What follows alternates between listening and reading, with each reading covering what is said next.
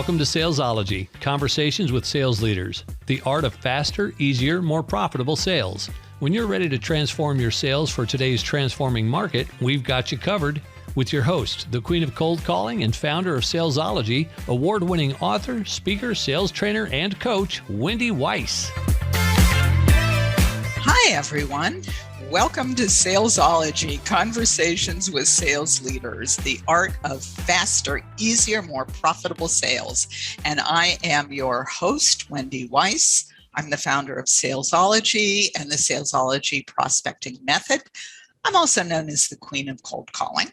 And I have a very, very special guest here for you today, my friend and colleague, Alan Fendrich. His company is Advanced Hiring System, and he helps his clients grind their competition into the dust by finding rockstar salespeople. And so I'm going to give the formal bio, and then I'm going to welcome Alan. Alan, he's a sales hiring system creator. He's seen the world of sales hiring change over the past 20 years, and we're going to get into that. Today, with access to unlimited numbers of applicants through the internet, he sees a tremendous opportunity for most companies to hire better quality salespeople. One of the things I hear from my clients all the time is how hard it is to hire good salespeople. However, most companies continue to cling to an old model of sales hiring that might have worked in the past, but is certainly failing to deliver top performing salespeople today. So welcome, Alan. We have a lot to talk about, don't we? We do indeed. We do indeed. Thank you, Wendy, for that kind introduction. And I'm looking forward to our conversation today. Yeah. So I am curious, how did you get started? How did you get into this field? Well, you know, I always tell people that I did not start my career out with the goal of becoming a sales hiring expert. I was really thrust into it. I was very fortunate. Had built a company that the market really liked, and I was the first couple times that I made sales hires, they were great, and then I hit a patch where I couldn't hire anybody who would do what they said they were going to do. They couldn't close. They wouldn't call. They wouldn't do what a salesperson has to do in order to be successful. And so, I had this great product, and the market really liked it, but I couldn't hire salespeople to do the job. So I just went on a quest. It was pre-internet virtually when I started looking for a strategy, and ultimately, humbly, I figured it out. I've made many improvements through the years to what it is from what it was then to what it is today. But we ultimately were able to get our sales hiring to where we were batting. What I say, if you're batting 500 in sales hiring, you're doing pretty good. If you can get one out of every two to be a superstar, I'm not talking somebody who, isn't costing you money and, can't, you just tolerate. I'm talking about really salespeople know what they're supposed to do. If you can get it to one out of two, you're really doing well. And we were able to do that. So that's how it happened. Okay. So I'm also curious, and I have my own thoughts on this, and we'll talk about this, but what are the mistakes that you see that people make when they're trying to hire? Well, look, you and I both know, Wendy, you've been in the business, you've worked with great salespeople for years, and you know that there's a substantial difference between a real top performer, somebody who really can do the job, and an also ran. I think that most sales hirers approach the process of hiring salespeople without having taken the time or the energy to really create a system, and so it becomes a hit or miss. This might have worked in the past, and we're going to do it again, kind of thing. I think the first mistake that most sales hires make is not recognizing the incredible talent and uniqueness of really good salespeople, and how important they are to their business. So I would say that's they approach sales hiring on some level like you're going to hire a bookkeeper. It's just not the same thing. And you can be successful a lot more often hiring a bookkeeper because you look for, do they know QuickBooks, or do they know whatever your software is, and that's how you hire them. Do they have that experience? And that doesn't work in sales. Previous sales experience has very little predictive value of future sales success. So I think that's one of the biggest mistakes. Another huge mistake is that most companies have not examined their compensation strategy. How are they getting salespeople to do what it is they want them to do? They haven't examined that well in the process. I have some other things, but I would say, that's where you have to start. The first thing is make sure your comp strategy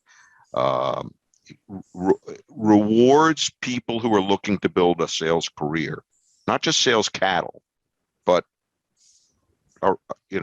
real sales talent because what happens with your business when you get a top performer. Yeah, and I'd like to piggyback on what you're saying and get your thoughts on this. But what I see a lot, I have clients that say we want to hire some salespeople, and I say, great, what do you have in place for them?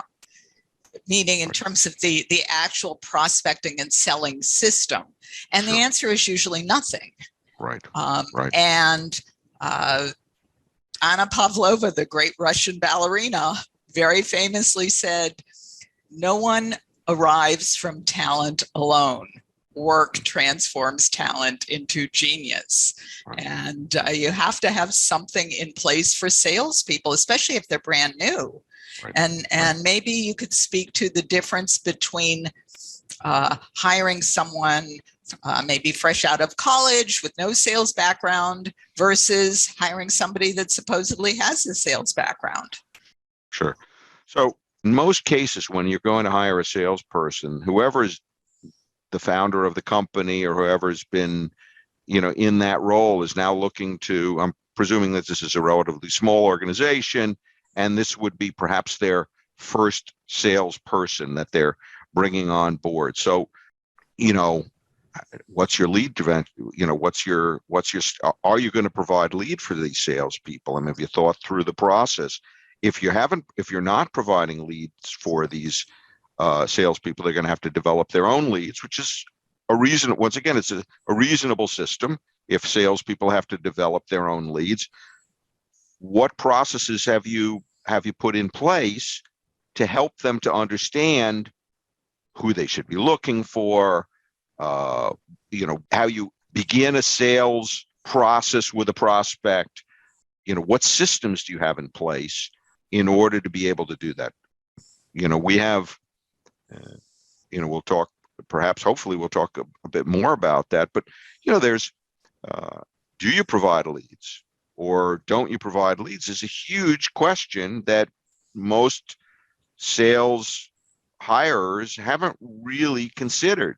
And the reason that they haven't considered is because they're the founder perhaps, and they figured out, how to make it happen. And now they want somebody to replicate them. But, unless you've got a system in place, it's very low odds that you're going to be able to hire a salesperson, drop them in and say, go do what I did. Lead generation and lead conversion are two entirely different processes.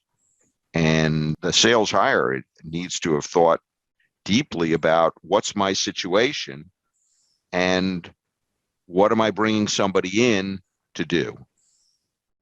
Yeah, and what I see a lot are companies that hire a salesperson, teach them every last thing that they need to know about what they are selling, which can take a really long time. So I have clients, sometimes it's like a year, almost close to a year of training, and then they say, go find some clients. Right. And if you haven't taught them how to do that, right, they are probably going to fail. Right.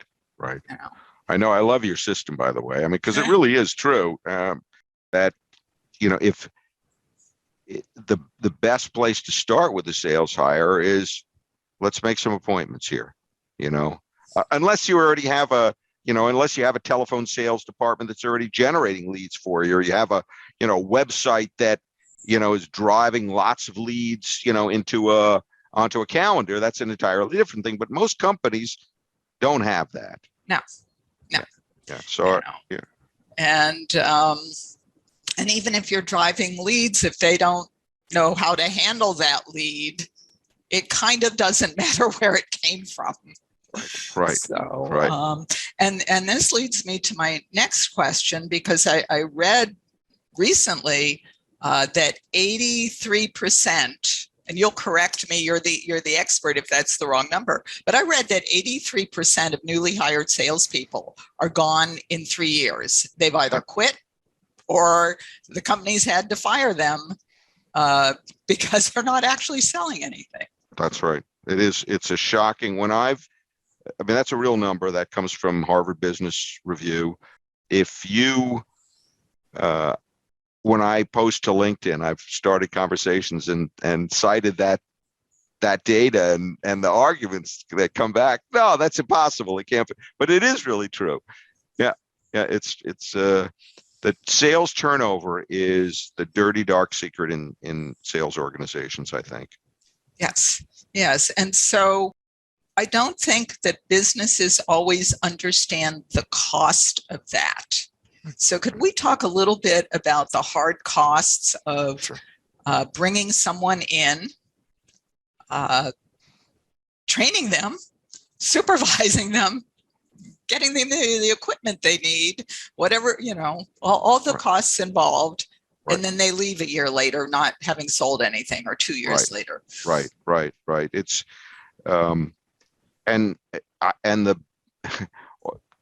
so those numbers could be, 25 or 30. It depends on what, if you're a smart manager and you really sort of value your time and you realize what you're worth per hour and what it takes while you're interacting with this new talent. But, it's easily a $70,000 proposition to hire a salesperson who turns out to be a dud.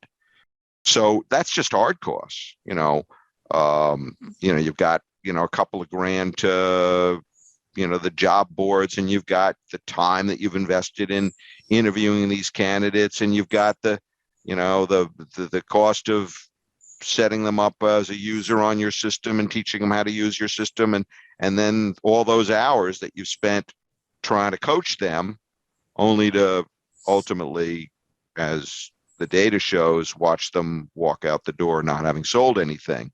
But the biggest is opportunity cost. If you've been in sales for any amount of time, that super top performers bring in business that you never knew was out there. They found somebody who became a great client, and they did it purely because they recognized how to contact them and so forth, and then how to bring them into your orbit, make them a part of your customer base. What's that worth? Millions, potentially. Yeah. And the reverse, the hit on your bottom line, if you're projecting a certain level of revenue from this salesperson that you have hired, right, and they're not producing that. Right. It's why sales projections are always, sort of a wag kind of thing. It's a wild guess, because you do, unless you've got a codified system. And, we've got clients that they have such an outstanding codified strategy for bringing salespeople in from, this is our first week project that they're going to do. And it's going to, in your case, it would, as you suggest, get them on the telephone, making some appointments for you. But, great companies have a codified strategy that does onboard, as long as you've got the right talent in the front end. The biggest leverage is in the hiring. You and I have talked about this, many times. If I give you, if I'm a company, I hire you to help me. If I give you a strong salesperson that has the internal skills that are necessary in order to be a top performer, you can do something with them. Whereas if I give you basically somebody who's a dud who can't figure it out, then it's kind of like brick polishing. They don't ever get shiny; they just get smaller. So the good news about if we have been given a dud is that you can find that out really quickly, because you can teach someone to prospect in 2 months, 3 months.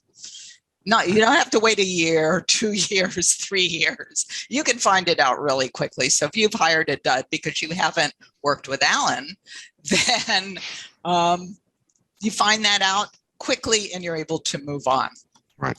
So I want to ask you about,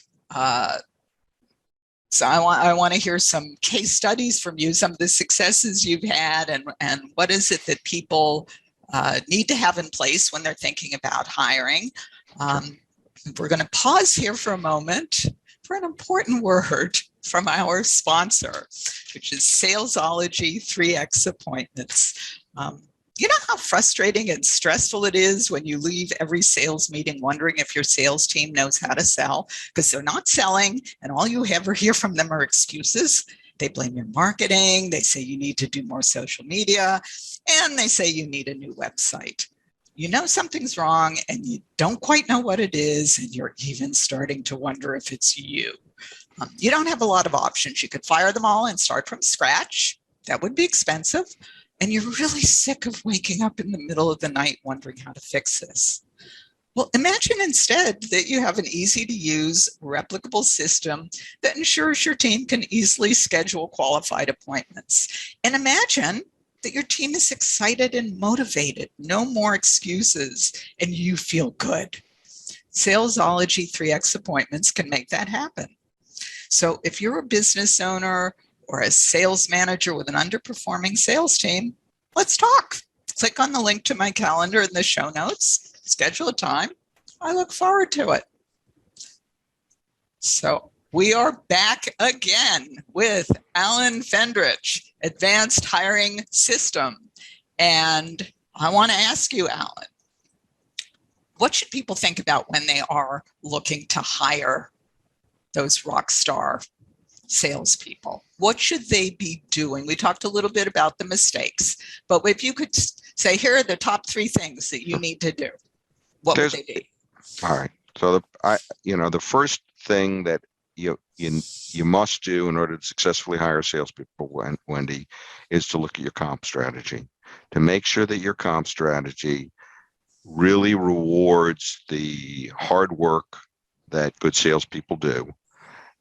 And one of the things that obviously every business is different, but one of the things that I like in the recruiting process is to have some sort of strategy for ongoing residual income. And you can adjust your comp strategy so that, isn't it great for a salesperson to know that in year 2, they're going into the year with 20% of their income that's coming as a result of what they've done in the previous year. This builds career. So the comp strategy is very important. You got to make sure that you're rewarding the work that you need done, and it's realistic. Can I just say that I love that?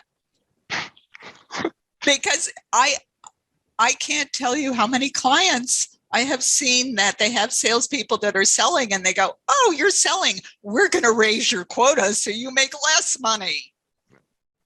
It's nothing more demotivating than taking money away from somebody.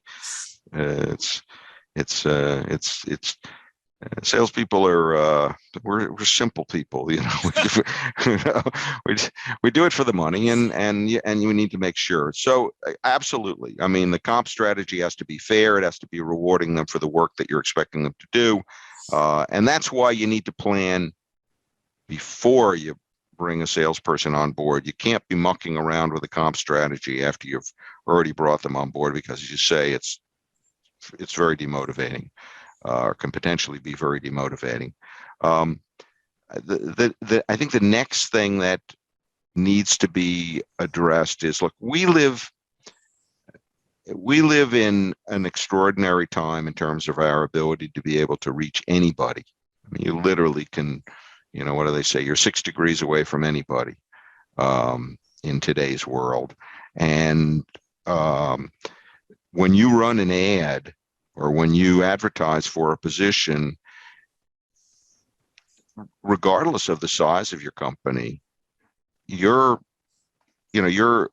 competing with the biggest and the largest companies on the planet.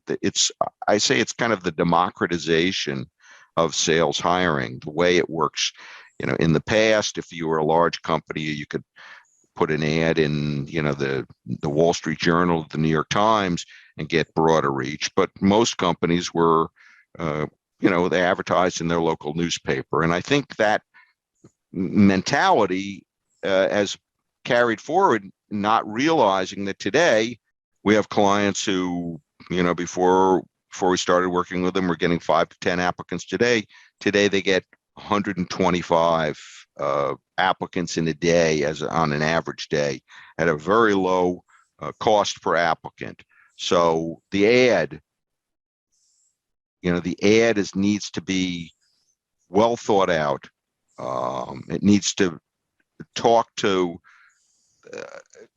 these super talented people and tell them that we recognize the rare talent that good sales skills are, and how we reward them, and how we're looking to make a home for your kind of person. So the ad. The next thing that we do, and that I strongly, is how are you going to select who it is that's applied for the position? The vast majority of sales hires are looking at resumes or LinkedIn profiles. Resumes and LinkedIn profiles are great, but they're also an advertising. They're not all true. And so selecting applicants based on previous sales experience, previous industry sales experience, a good looking LinkedIn profile, this is a strategy that will lead you to ruin 9 out of 10 times. In other words, it's garbage in and garbage out. You're using criteria to make an evaluation that's probably not 100% true. A much better strategy is to first determine the values of the applicant. What do they get out of bed for in the morning? Are they high practicals? Are they money motivated? It takes all kinds to make a world. And thank God there are people who are, concerned about the whales, and that's a good thing. But top sales performers don't wake up in the morning and open their eyes and say, how can I save the whales? Or, the environment is, got me all, right? Top salespeople, we wake up, we ask ourselves, where's the money? Where's the power? Where's my sense of control? That we're practical. So the selection strategy has got to be targeted at those people who've got the heart and the blood, the soul of a good salesperson. So, and then I think the next step is, how are you interviewing your applicants? Do you have a strategy for eliciting the truth? Because in an interview, you're going to get some fluff, and that's okay, because salespeople, we do that. But how do you get to the truth? How do you really figure out whether this person that you're talking to has the stick-to-itiveness and the follow-through and the ability to overcome adversity that is necessary in our role as salespeople? Do they have the chops? And a good interview strategy will help you get that. One of the things we teach is never less than 3 separate interviews. Never less than 3 separate interviews. If you hire somebody on the second interview, your odds are dramatically lower than if you wait till the third interview before you make a decision. And so those are the I think that's the step to building a sales hiring system. Those are the steps. Yeah, wonderful. And so all of these steps that you just described, the compensation plan and the interview strategy and who are you going to interview, all of those things you just described, that's what you do when you help your clients set up their system, right? That's right. Okay, that's right. Good. Right. I mean, I would love to hear some success stories from you, because I have so many clients, they've come to me sometimes for a fix after they've hired this person and they've had them around for several years and they're not doing anything. Mm-hmm. And then they want to fix them. Sure. And sometimes you can, sometimes you can't, but I'm wondering, do you have some stories that you could share Sure. about clients that we're kind of going through that? I have these people, they're not producing, I need to get rid of them and hire more, Sure. before and Sure. after kind of things. I Sure. think that would be so valuable. Sure. So I'll tell you the story about a client of ours. Cameron is the CEO of the company. She reached out to us after having gone through a string of failures. Their company they produce marketing material. They're called Whiteboard Geeks, and they produce high-level marketing material. Those funny little videos that we watch with the hand drawing. Well, theirs is not done by a machine. It's done by a real artist, and it's a very involved process, and it's a serious investment on the part of their clients. And they had gone through a string of failures. And they were doing what you would sort of expect a design type company. They were looking for people who had design experience. They were looking for people who had degrees in art, and we came in and said, well, that's okay, but I'd much rather get people who are motivated by practical values, money and power. Anyway, when we started working with them, they were a $350,000 company. They were doing about $350,000 a year. We've worked with them for, I guess, 2.5 years now, and they're doing well over $3 million a year in revenue, because they're good. Their salespeople are the right kinds of salespeople today. They're not, you can teach somebody how to talk about design, but actually the ability to be able to create a relationship and move that along, which is the sales process, that's what we help them to do, to find those kinds of people. Another company that we work with is a health club. Health clubs are highly sales driven, and you can have a lot of visitors, but the job of when they come to visit and to check out their free week is, at the end of that week, you're supposed to sell them on something and get them signed up. And they're the dominant health club in the Cincinnati market. We've worked with them for probably 10 years now, and helped them to identify those people who can actually close deals and also be pleasant and look fit and all the other things that a salesperson in the health club needs to do. Trying to think of some other kind of cool examples. We have a client, an insurance company. We've worked with them for a dozen years now. And when we first started working with them, it was Chris Conger is the vice president of sales for it's a company called Eagle Financial. They generate 1,000 sales a year through the sales team that we've helped them hire. As Chris he and I were talking, he said, when I first took over, we were doing what everybody else did. We looked for, salespeople who had done team sports, or we looked for salespeople who had, been, had leadership roles, and all the things that are supposedly good selection strategies, and none of it worked. And we taught them how first figure out what, get a good flow of applicants using a good ad, and then make sure that you identify the best applicants. And those best applicants are based on their values. Values rule the world. What are our motivators? What are, how are we going to find those kinds of people who are high practicals? So those are, 3 examples, and I could go on. This is great stuff, Alan. Yeah. I know that you have a special gift for our listeners. That would you like to share how companies that are looking to hire, to grind their competition into the dust by hiring Rockstar salespeople, how they could get more information on doing so? Sure. So we've set up an interactive video that'll help.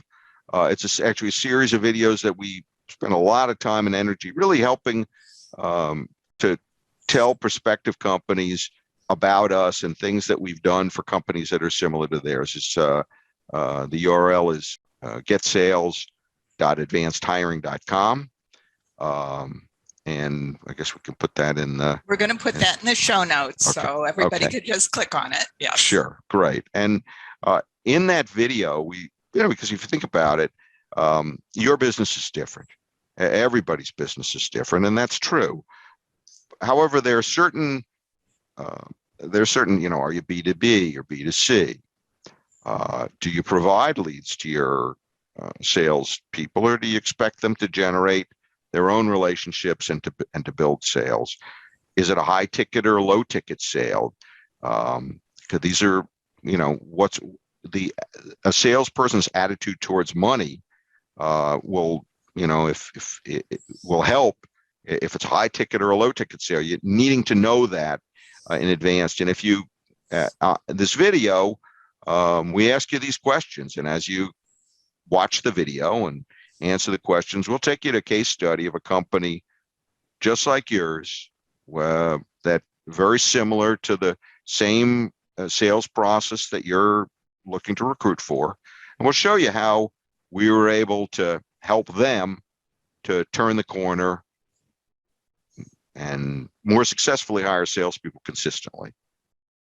And I have to say that I've watched this video, and it's very cool because you get to choose the features that describe your company, and then the video talks to exactly what you've chosen. So that's right. Very cool and very, very helpful. And so, Alan, if people just want to skip the video and just talk to you about how to build a Rockstar sales team, how can they get in touch with you? Well, let's see. My calendar, they can go to meetwithalan.com, and that's my calendar. So if they want to book themselves in on my calendar, it's meetwithalan, ALAN.com. And I'm happy to schedule a time and we can talk. Okay, and we can post that with the show notes as well. Great. Wonderful. Great. And so promise me something, Alan. Put your hand over your heart and promise me that you will come back so we can talk about this again, because it's such an important topic. Thank you. Yeah, I very much enjoyed this. It's always fun to talk about. It's always fun to see you, Wendy, and have a conversation with you. But I look forward to anybody that's looking for help. Even if we talk, I'll set you in the right direction, and then you can make a decision about, whether you want us to help you implement the suggestions that we've made. But we'll diagnose what it is you're doing and what perhaps you should be doing in order to be able to get, better sales hiring results for your company.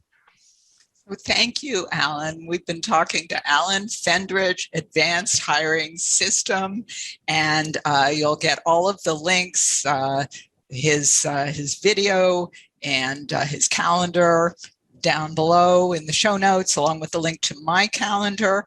And Share us on social media, tell your friends, give us a good review, and thank you for listening to Salesology Conversations with Sales Leaders with Alan Fendrich, our special guest. And till we meet again, just visualize yourself surrounded by cash, really large bills.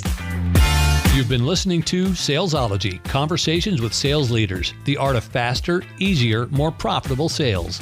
Be sure to follow so that you don't miss a single episode. And while you're at it, please leave a rating and review and be sure to share it with your friends.